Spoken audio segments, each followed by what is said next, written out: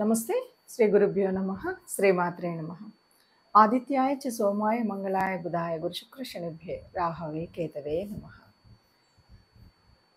మనం ఈ ఖగోళ శాస్త్రంలో రకరకాలుగా గ్రహాలు మారుతూ ఉంటాయన్నది తెలుసు. అయితే జ్యోతిష్యానికి వచ్చేసరికి మనందరం కూడా ఎప్పటికప్పుడు మన యొక్క స్థితిగతుల్ని తెలుసుకోవడం, మనం రాశి మార్పుల వల్ల, గ్రహ మార్పుల వల్ల రాసుల్లో జరిగేటువంటి మార్పులు చేర్పులు ఏముంటాయో అది మనం తెలుసుకుంటాం. ఇంతకీ ఈ గ్రహమాలిక యోగం ఎప్పటి నుండి ఎప్పటి వరకు అంటే ఇప్పుడు 2024 ఆగస్టు 27వ తారీఖు నుండి, ఆగస్టు 27 నుండి సెప్టెంబర్ 4 అంటే దాదాపు కేవలం 9 రోజులు మాత్రమే ఈ గ్రహమాలిక యోగం కనబడుతుంది. ఈ 9 రోజులకు అంత ప్రత్యేకత ఉంది అంటే, ఏదైనా మంచి చేయాలంటే మనము ముహూర్తం ఎందుకు చూసుకుంటాం? ఆ మొదటి రోజు వల్ల కదా. ఈ ముహూర్తం సర్వకాలం ఉండదు కదా. ముహూర్తం మంచిదైతే తర్వాత చేసే పనులన్నీ మనకు శుభంగా వర్ధిల్లుతాయి. అందుకని ఈ 9 రోజుల కాలంలో ఈ గ్రహయోగము అనేటువంటిది, ఈ యోగం ఉంది కదా, ఈ గ్రహమాలిక యోగం యొక్క ఫలాలు మనకు సిద్ధించాలంటే మనం చేయాల్సినవి అంటే ఈ రకంగా మనం ఎలా వడిసి పట్టుకోవాలి అనేటువంటిది మనం ఆలోచించాలి. జ్యోతిష శాస్త్రంలో మనం ఎప్పుడూ కూడా మన యొక్క రాబోయే స్థితిగతులను తెలుసుకోవడం అనేటువంటిది జన్మకుండలి ద్వారా మనం చేసేటువంటి పని. అయితే గ్రహాలు మారుతూ ఉన్నప్పుడు గ్రహ సంచారం వల్ల గోచార స్థితి ఏర్పడుతూ ఉంటుంది. ఆ గోచారం వల్ల ఒక్కొక్కసారి ఒక్కొక్క రకమైనటువంటి యోగాలు ఏర్పడుతుంటాయి, అవయోగాలు ఏర్పడుతుంటాయి. ఈ యోగాలు అనేటువంటివి అందరికీ తెలియవచ్చు, తెలియకపోవచ్చు. కానీ మనకు పరాశర సంహితలో కనబడేటువంటివి ఇలా మార్పులు చెందినప్పుడు అనేక గ్రహాల యొక్క కలయికల వల్ల, వాటి వల్ల దాదాపు 100కు పైచిలుకు యోగాలు అనేవి ఉన్నాయి. వీటిని తెలుసుకొని వీటి వల్ల మనకు ఏ రకమైన ఉపయోగం ఉంది, వీటిని ఎలా మనం ఈ సమయంలో ఏ రకమైన పనులు చేస్తే మనకు అది కలిసి వస్తుంది అనేటువంటిది తెలుసుకోవడం అనేది ముఖ్యం. అయితే ఇప్పుడు ప్రస్తుతం గోచారంలో అంటే చాలా తొందరలో ఖగోళంలో ఒక గొప్ప మార్పు అయితే జరగబోతుంది. ఆ మార్పు ఏమిటి అంటే, గ్రహాలన్నీ దాదాపుగా గ్రహాలు ఒక వరుసలో నిలబడుతున్నాయి. ఈ వరుసలో ఉండడం అంటే మనకి ఎలా కనపడుతుందంటే, ఒక పూలన్నీ కలిపి కడితే వచ్చేటువంటి మాలలాగా ఉంటుంది. అందుకని దీన్ని మాలికా యోగము అంటారు. అంటే గ్రహాలన్నీ ఒక మాలలాగా కడితే ఎలా ఉంటాయో అలా ఒక వరుసలో ఉండడాన్ని గ్రహమాలికా యోగం అంటారు.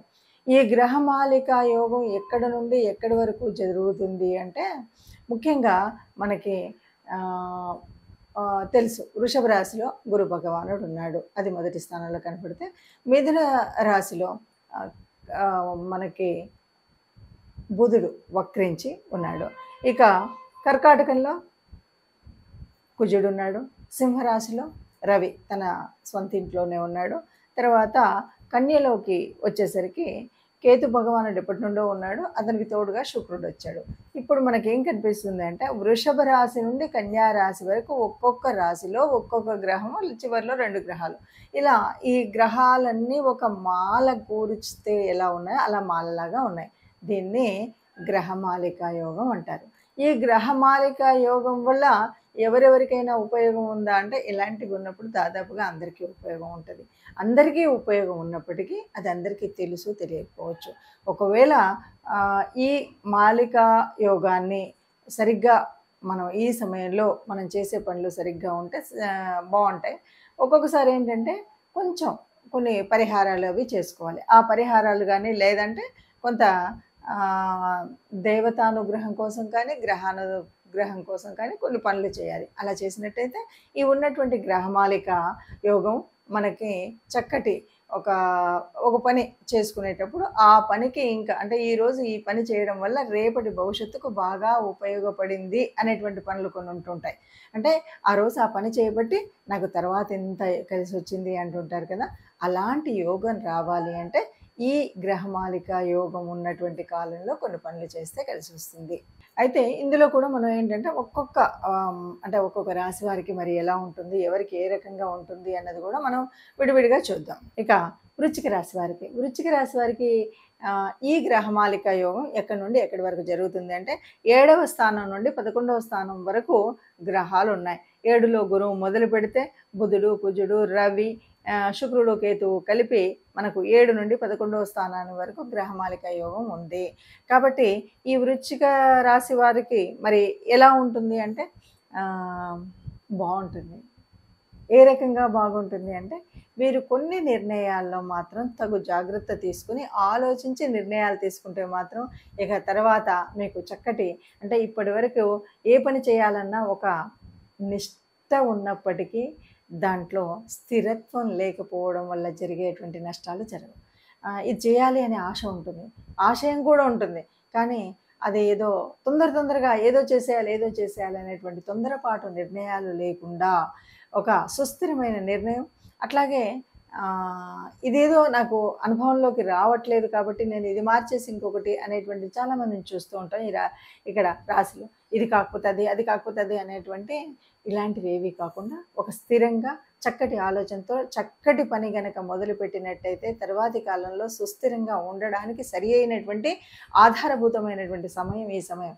కాబట్టి వృశ్చిక రాశి వారు బాగా ఆలోచించి చేయాల్సినటువంటి పని చేయండి, తప్పకుండా విజయాలు కలిగేటువంటి సూచనలు ఉంటాయి. కాబట్టి మనం చేయాలి అనుకునేటువంటి ఆలోచన విధానాన్ని అంటే ఏదైనా పని మొదలు పెట్టాలా, వ్యాపారం మొదలు పెట్టాలంటే చాలా రకాలైనటువంటి ఆప్షన్స్ మన ముందుకు వస్తాయి. ఇదైతే ఇంత లాభం, ఇదైతే ఇంత లాభం అని కాకుండా పరిగెత్తి పాలు తాగడం కాదు, కాస్త స్థిమితంగా చక్కగా మనకు కావాల్సింది చేయడం అనేటువంటిది ఆలోచించి నిర్ణయం తీసుకోవాల్సినటువంటి సమయం అయితే ఉందండి. ఇప్పుడు ఏదైనా సరే మనం చూసాం కదా, ఇలా ఉన్నప్పుడు మనం ఎలా చేయాలి, ఏ రకంగా చేస్తే మనకు ఉపయోగం అంటే మన చుట్టుముట్టు కూడా చాలా కలిసి వచ్చే విషయాలు ఉంటాయి, మనకు ఎందుకో తెలుసుకోలేకపోతాం. ఇప్పుడు మనం తెలుసుకున్న దాన్ని బట్టి ఇప్పుడు గ్రహమాలిక యోగం ఉంది కాబట్టి మనం ఈ పని చేస్తే బాగుంటుంది, ఈ పని వల్ల మనకి ఇలాగ ఉంటుంది అంటే ఈ గ్రహమాలిక యోగం నేనున్నటువంటి నా రాశి నుండి ఎన్నో స్థానంలో ఉంది, 5వ స్థానంలో ఉంది, 6వ స్థానంలో జరుగుతుంది, 7 నుండి 9 ఇలాగా మనకి తెలుస్తుంది. కాబట్టి ఇలా తెలిసినప్పుడు ఈ గ్రహాలు ఈ రాసులలో ఉన్నప్పుడు మనకి ఈ గ్రహాల వల్ల కలిగేటువంటి ఉపయోగమైనటువంటి పనులు ఏమున్నాయి, దాన్ని మనం ఏం చేయొచ్చు, ఏం చేస్తే జీవితంలో ఇక సుస్థిరంగా ఉండడానికి కొంత మంచి జరిగేటువంటి అవకాశం అయితే ఉంటుంది. అయితే ఏదైనా సరే అన్ని గ్రహాలు అందరికీ యోగించవు కదా, అందరికీ ఇదేమో మనం జన్మకుండల్లో చూసుకునేటువంటిది కాదు కదా, గోచారంలో చూస్తున్నప్పటికీ మరి అన్ని గ్రహాలు యోగించే గ్రహాలు ఏవి ఉన్నాయి, యోగించే గ్రహాలు ఏవి ఉన్నాయి అనేది ఒక సంశయం అయితే ఉంటుంది కదా. ఎప్పుడు కూడా అన్ని గ్రహాలు యోగించినప్పుడు మరి ఈ యోగించనివి కూడా ఉండి గ్రహమాలికలో ఉంటే ఏమవుతుంది, అలాంటప్పుడు మనం చేయాల్సినటువంటి పరిహారం ఏదైనా ఉందా అంటే తప్పకుండా మనం చేయాల్సిన అతి ముఖ్యమైనటువంటి పరిహారం మొట్టమొదటిది ఏంటి అంటే మనం తప్పనిసరిగా నవగ్రహ మండపానికి వెళ్ళాల్సిందే. నవగ్రహ మండపానికి వెళ్ళి ఇక్కడ మరి చూడండి తెలియకుండానే ఈ గ్రహమాలికలు ఎవరెవరు ఉన్నారు, గురు భగవానుడు ఉన్నాడు, చివర శుక్రుడు ఉన్నాడు. అంటే గురు శుక్రులు అనగానే మనకు ఎన్నో రకాల పుణ్యాలను ఇచ్చేటువంటి గ్రహాలు ఈ రెండు. ఈ ఇద్దరి మధ్యలో మిగతా గ్రహాలు ఉన్నాయి. కాబట్టి దాదాపు మంచినిచ్చేటువంటి వాళ్ళే, కానీ కొన్నిసార్లు మనకు యోగించినటువంటి పరిస్థితి ఉంటే కూడా మనం ఆ ప్రాప్తాన్ని పొందాలి అంటే మనం బుధుడు మొదలు మన గురు భగవానుడు మొదలు బుధుడు వక్రించి ఉన్నాడు ఆయన, తర్వాత కుజుడు, రవి, శుక్రుడు, కేతు భగవానుడు వీళ్ళందరూ ఉన్నారు. వీళ్ళందరినీ ప్రార్థించాలన్నమాట.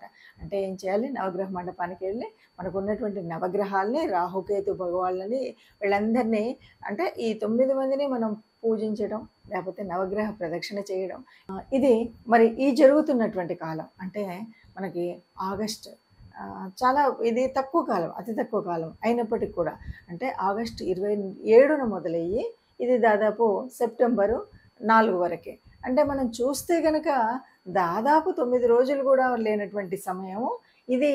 అంత ఉపయోగం అంటే తప్పకుండా ఈ నవగ్రహాలు మనకు కలిసి వస్తే ఈ 9 రోజులు యొక్క ఈ గ్రహమాలిక యోగం వల్ల మనకు జీవితకాలంలో మంచి జరిగేటువంటిది చాలా ఉంటుంది.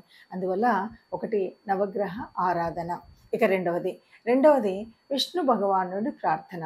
అంటే ఏ రూపమైనా పర్వాలేదు, విష్ణు సహస్రం వింటామా, విష్ణుమూర్తి గుడికి వెళుతామా, విష్ణువుకు సంబంధించినటువంటి కార్యక్రమాలు చేస్తామా, రామ అవతారం అవ్వనివ్వండి, కృష్ణుడి అవతారం అవ్వనివ్వండి, విష్ణు సంబంధితమైనటువంటి ఏ రూపమైనా సరే విష్ణు ఆరాధన చేయడం. ఇక మూడవది గోమాత గోశాల, ఈ 2 గోశాలలో సేవ చేయడం, గోమాతకి గ్రాసం అందించడం. ఇలాగా గోమాతకు సంబంధించినటువంటి ఏదైనా గోపూజ చేస్తాము, గోమాతకు సంబంధించిన లేకపోతే గ్రాసం ఇవ్వడంతో పాటు కొన్నిసార్లు గోమాతలను ఎవరికైనా మనం పెంచే వాళ్ళకి ఇవ్వడం ఇలాంటివి ఉంటాయి కదా. ఇవి ఏవైనా చేయొచ్చు. అంటే మొత్తంగా మనం చేయాల్సిన పరిహారంలో 1 నవగ్రహ ఆరాధన, 2 విష్ణు ఆరాధన, 3 గోమాత ఆరాధన. ఈ 3 చేసినట్టయితే ఎవరికీ కూడా అనుకూలించిన గ్రహాలు ఈ గ్రహమాలలో ఉన్నప్పటికి కూడా ఇది బాగా యోగించే స్థితి అయితే ఉంటుంది. ఈ ఈ సమయం ఈ 9 రోజుల్లో అందరికీ మంచి జరగాలని కోరుకుందాం. అందరికీ కూడా ఈ యోగము ప్రతిఫలించేలాగా చైతన్యవంతంగా వీరి దీంట్లో ఉండాలని కోరుకుందాం. అందరూ బాగుండాలి, అందులో మనం ఉండాలి. సర్వే జనా సుఖినో భవంతు.